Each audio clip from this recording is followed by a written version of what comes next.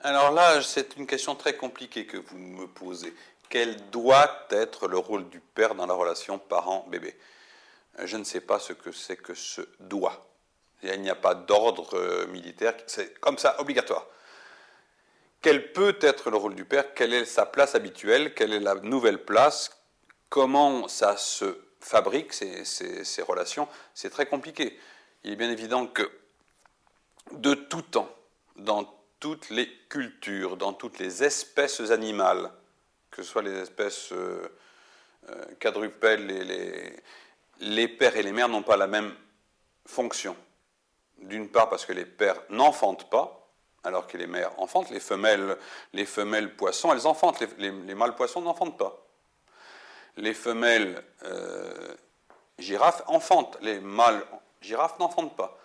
Le rôle maternel n'est pas le même entre le mâle et la femelle. Dans les animaux humains non plus. Maintenant, nous ne sommes pas que des animaux sans pensée. Donc, ces réalités biologiques-là se modifient petit à petit. On les transforme.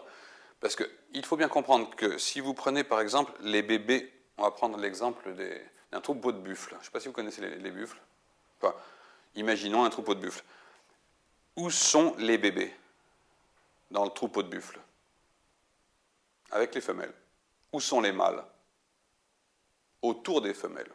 C'est-à-dire qu'en fait, il y a le troupeau de bébés, mamans, enfants, buffles, et autour les mâles pour défendre le troupeau.